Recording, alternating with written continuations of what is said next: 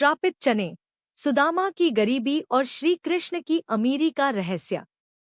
त्याग, प्रेम और भक्ति की एक अमर कथा। प्राचीन काल की बात है, जब स्वयं श्रीहरि ने वासुदेव श्री कृष्ण के रूप में धरती पर अवतार लिया। उनके जीवन में अनेकों चमत्कार हुए, अनेकों मित्र बने, पर एक मित्र ऐसा था जो उनकी आत्मा का साथी था, सुदामा। सुदामा एक निर्धन ब्राह्मण पुत्र थे। ज्ञान, भक्ति और विनम्रता उनके आभूषण थे, पर जीवन में दरिद्रता थी। बाल्यकाल में वे और श्री कृष्ण संदीपनी मुनि के आश्रम में साथ पढ़ते थे। दोनों मित्रों का बचपन साथ बीता, जंगलों में लकड़ियां बीनते, एक ही पाठ पढ़ते और एक ही प्रेम में डूबे रहते।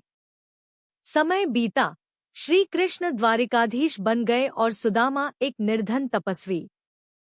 प्रश्न यह उठता है, एक ब्राह्मण जो स्वयं भगवान का सखा हो, जिसने किसी से द्वेष न किया, जो तप और ज्ञान में पूर्ण था, वह इतना दरिद्र क्यों रहा? यह कथा है एक श्रापित चनों की, एक वृद्ध ब्राह्मणी की वेदना। एक गांव में एक वृद्ध ब्राह्मणी रहती थी। न पति था, न संतान। दिन भर वह भिक्षा मांगती और रात प्रभु के नाम पर सो जाती। एक बार लगातार 5 दिन तक उसे भिक्षा नहीं मिली। छठे दिन किसी ने 2 मुट्ठी चने दे दिए। उसने उन्हें प्रभु को भोग लगाए बिना न खाने का प्रण लिया और सो गई। उसी रात चोर उसके झोपड़े में घुसे और चनों की पोटली चुरा ले गए। गांव वालों की जागने पर चोर डर कर भागे और वह पोटली संदीपन मुनि के आश्रम में गिर गई। ब्राह्मणी ने सब देख लिया। उसकी पीड़ा शब्दों में फूट पड़ी, जो इन चनों को खाएगा, वह मेरी तरह दरिद्रता का भागी होगा। सुदामा का त्याग। अगले दिन गुरु माता ने वही पोटली सुदामा को दी, जो श्री कृष्ण के साथ लकड़ियां बीनने जा रहे थे। जब भूख लगे, कृष्ण के साथ खा लेना। पर जैसे ही सुदामा ने पोटली देखी, उनकी दिव्य दृष्टि जागृत हो गई।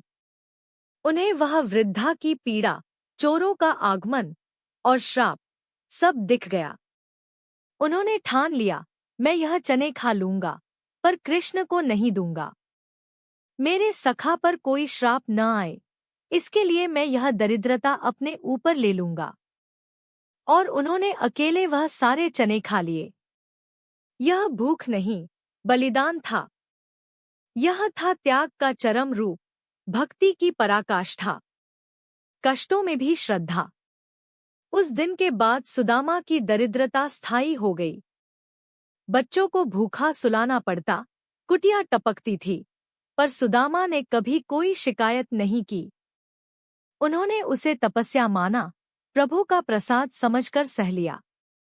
जब उनकी पत्नी ने आग्रह किया, आप श्री कृष्ण से मिलिए, तो वे संकोच के साथ चल दिए, हाथ में भुने हुए चावल की छोटी पोटली लेकर।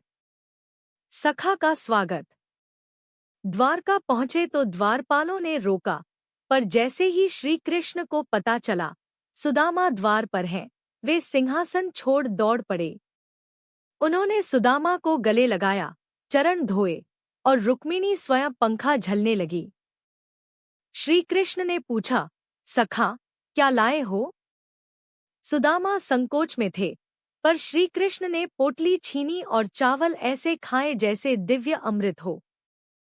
पहली मुट्ठी में एक लोक, दूसरी में दूसरा लोक, तीसरी उठाते ही रुक्मिणी ने रोका, नाथ, यदि तीसरी भी खा ली तो हमें कुछ नहीं बचेगा।